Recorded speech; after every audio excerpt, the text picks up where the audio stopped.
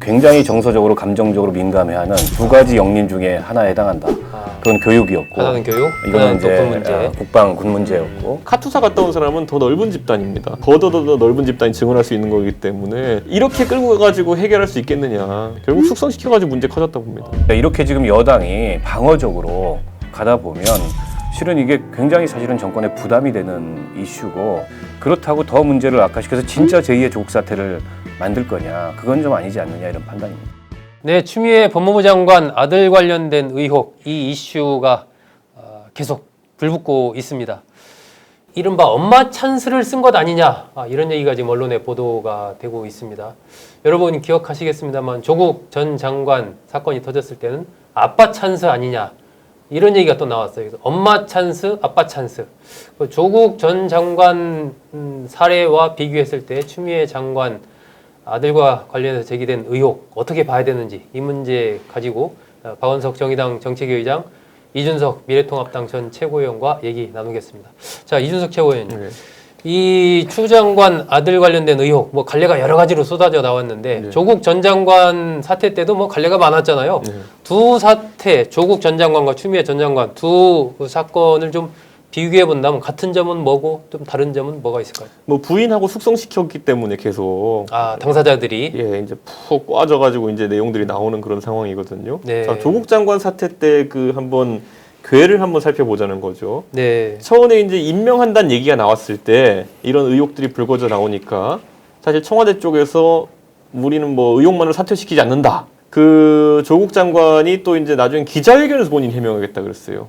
예, 근데 기자회견 갔더니만은 청문회에서 해명하겠다 그랬어요. 네, 네. 청문회에 갔더니만은 검찰이 수사 중이기 때문에 답할 수 없다 그랬어요. 네. 검찰이 수사하는 과정에서는 또 재판 가서 얘기했다 그랬어요.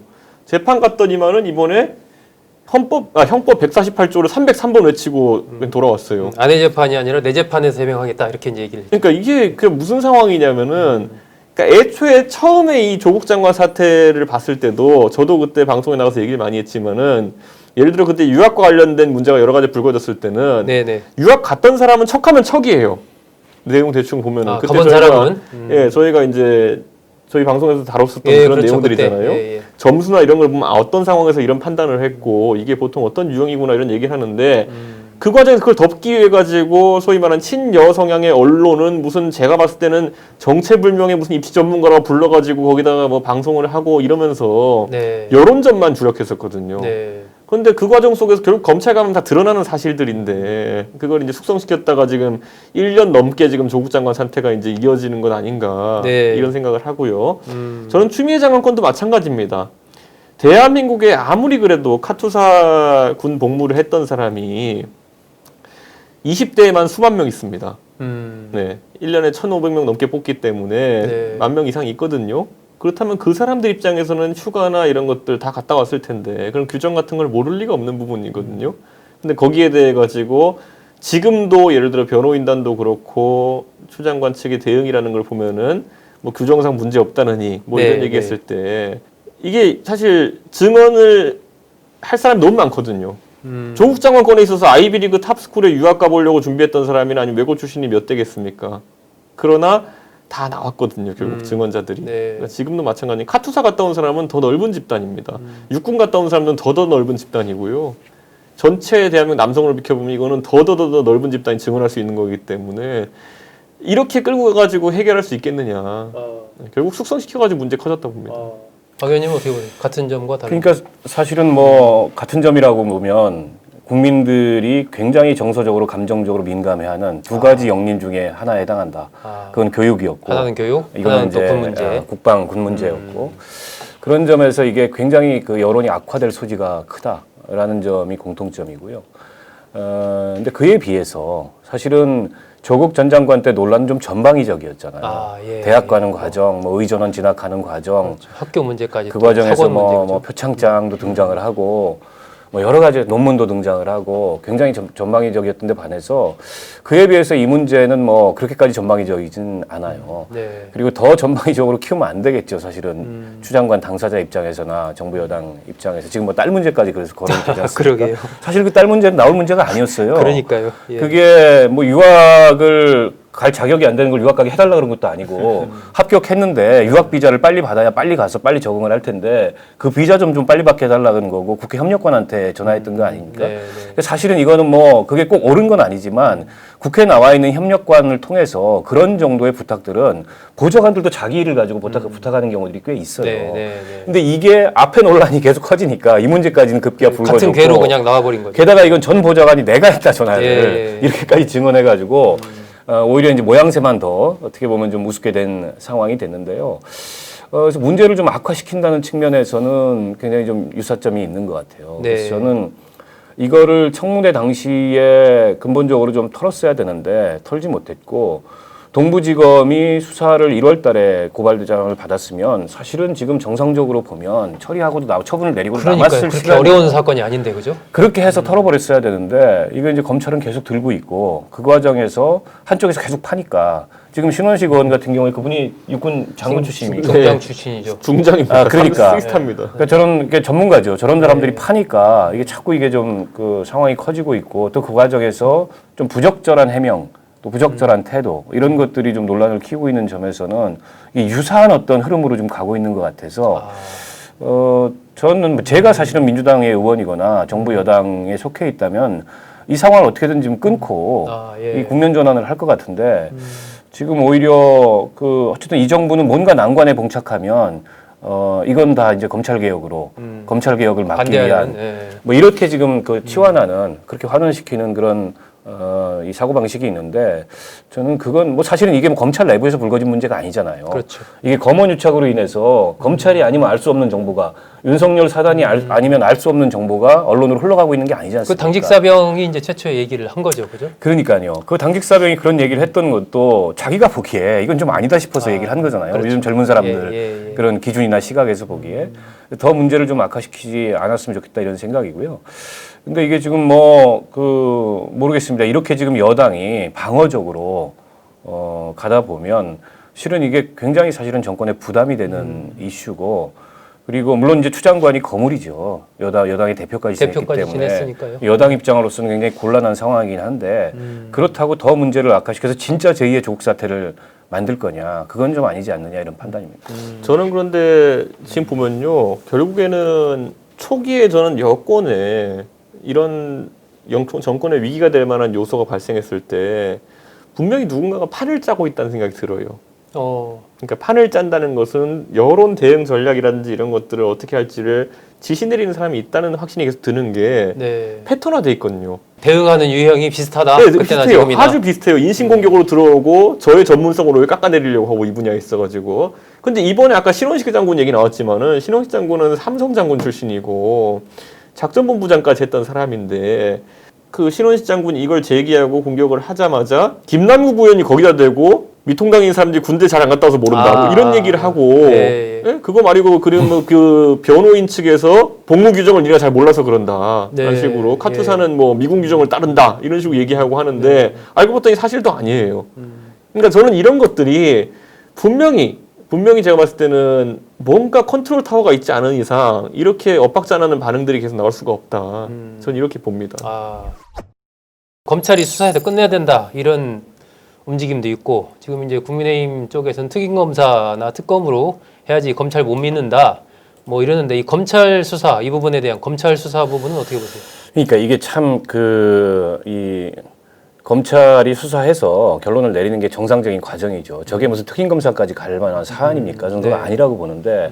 근데 문제는 이제 검찰이 좀 뭔가 태도가 좀 석연치 않으니까 지금 특임검사기까지 나오는 게 아닌가 싶고. 신뢰를 좀 그 과정에서 어쨌든 동부지검을 중심으로 이 사건에 관계돼 있던 이 검사들이 승진을 막 하고 중앙지검으로 가고 차관도 되고 또 법무부 내에서 어쨌든 법무부에서 이 검찰개혁 관련해서 추장관 입장에 섰던 검언 유착 사건이라는 관련해서 이런 검사들이 뭐 또 내려가고. 동부지검으로 내려가고 네. 이런 과정이 결국에는 이걸 어떻게든지 무마하고 봉합해서 이 건이 안 되도록 만들려는 움직임 아니냐. 국민들이 이미 그렇게 생각을 하는 상황이 돼버렸어요. 네, 그렇게 생각이 돼버렸고 거기다 이제 야당에서는 뭐 특임검사 뭐 주장을 하고 있는데 현실적으로 보면요 특임검사가 국회에서 합의될 가능성은 없어요. 그거 뭐 합의해 주겠습니까? 네. 그럼 결국은 저건 이제 뭐 검찰이 어떤 처분이든지 내놔야 되는데 그 처분이 제기된 의혹에 비해서 국민들을 전혀 설득할 수 없는 네. 그런 내용이라면 그 이제 또 다른 논란이 2라운드가 벌어지겠죠. 못 믿겠다. 뭐 이러면서 이제 그렇게 나오지 않겠습니까? 그러니까 저는 민주주의라는 거에 대해 가지고 네. 민주당이 간과하고 있는 부분이 있다 저는 이렇게 보는 게 결국 추미애 장관도 그 준사법기관인 검찰에 대해 가지고 민주적인 통제를 이야기했어요. 네. 그런데 그 민주적인 통제라는 것이 뭔가 했더니만은 선거로 선출된 권력이 지배해야 된다라는 거거든요. 일반적인 상황에서 맞을 수도 있어요. 그런데 민주당은 지금 본인들이 180석이라는 절대 의석을 가졌다는 것에 대해 가지고 과신하고 국정 전반을 너무 흔들어 놓은 거죠. 예, 저는 이건 굉장히 위험하다 보는 게 민주당 사람이 민주당 사람들이 민주주의에 대해 가지고 어디까지 배웠는지 모르겠지만은 정치학에서 가르치는 것 중에요. 민주적인 독재가 강화되면은 그러니까 민주에 의한 독재가 강화되면 그 다음 단계는 무엇이냐라고 했을 때 본인들의 구조적 모순이 발견되는 순간 혁명이다라고 나와요. 예, 그 뭐냐면 민주주의란 제도를 이제 과도하게 악용해가지고 본인들의 권력을 공고하게 하고 아니면 나머지 삼권분립이나 기능을 저해시키는 행위를 했을 경우에 민중이 거기에 대응할 수 있는 방법은 혁명적인 방법밖에 없다고 나오는 거거든요. 네. 그러니까 저는 이제 그런 것들을 간과하고 있는 거예요. 그러니까 조국 장관 사태 때도 결국엔 그게 보였던 게 뭐냐면은 결국에는 본인들이 민주주의라는 어떤 그런 의석수나 이런 걸 바탕으로 해서 자꾸 덮으려고 하니까 광화문 집회가 생기고 네. 뭐 이런 것들이 나오는 것이거든요. 과거 박근혜 정부도 똑같았어요. 네. 결국에는 여당이 새누리당을 사실상 방어막 삼아가지고 이것저것 하다 보니까 나중에 민주주의가 극단으로 발휘돼가지고 이제 직접 민주주의에 해당하는 혁명적인 어떤 광장으로 다 촛불혁명이라고 나가는 부르는 그런 상황이 나오는 거거든요. 저는 지금 추미애 장관권도 똑같은 개연성을 가지고 움직이고 있다. 저는 이렇게 봅니다 지금. 그러니까 이게 지금 정작 사실은 민주당이 성찰을 해봐야 될 대목은 이런 거죠. 네. 과거의 일원유예 사건은 사실은 보수 정당 사이드에서 많이 일어나던 한번 일입니다. 역지사지 해보면 돼요. 그죠? 그런 일입니다. 네. 그리고 거기에 대해서 굉장히 비판을 했어요. 네. 근데 지금 잇따라서 이런 어떤 특권과 기득권 논란에 지금 현재의 민주당이 휩싸여 있고 또 어느덧 이제 중진이 된 그런 뭐 민주당 의원들이나 그쪽의 정치인들이 휩싸여 있어요. 이건 뭐냐면 사실은 이게 이제 정권이 교체됐는데 이게 뭔가 이제 가치가 교체되고 네. 어떻게 보면은 이제 권력의 본질이 교체된 게 아니고 그냥 세력만? 엘리트가 순환된 네, 거죠. 네. 그러니까 엘리트 그룹 내에서 기득권 집단 내에서 행태는 비슷하고. 네, 서로 이제 이데올로기가 다른 네. 두 집단이 이렇게 자리를 교체한 듯한 모습이거든요. 그러니까 이거에 대해서 아까 이제 뭐 혁명 얘기를 했는데 지켜보는 국민들 입장에서는 특히 이제 촛불을 통해서 박근혜 정권을 탄핵시키고 이 권력 정권을 교체했던 국민들 입장에서 느끼는 허탈감 이런 것들이 굉장히 클 거고. 네.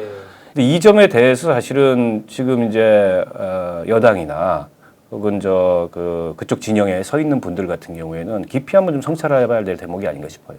김웅 의원이 여기에 대해 가지고 일침을 했던 내용을 살펴보면 이거잖아요. 도대체 검찰은 어떤 조직이길래 본인 몸담았던 조직이죠. 김웅 네. 의원이 검찰은 어떤 조직이길래 검찰 개혁을 방해하기 위해 가지고 추미애 장관 아들을 2년 전에 탈영시킨 거냐. 예. 예. 사실 그 문장 안에 많은 것이 들어 있어요. 예, 모든 일만 터지면 검찰 개혁 이렇게 그거 반대하는 세력들이 뭐 어쩌고저쩌고 하는데 도대체 검찰 개혁이 뭔지를 아직도 국민들이 모르고 있는 것처럼 옛날 새정치가 뭐냐 계속 물었는데 아무도 답 못했던 것처럼 검찰 개혁이 뭐냐 했는데 지금까지 실제로 구현된 것들을 보면은 뭐 예를 들어 독직 폭행 논란이라든지 예? 검찰 내에서 서로 갈등하다가 한쪽 세력이 한쪽 세력 잡기 위해 가지고 몸을 날려가지고 폭행하고 이런 것들밖에 안 보이거든요. 그러니까 저는 이제 실체가 없는 상품을 파는 건 그것의 한계다 이제 왔다 이렇게 봅니다. 네.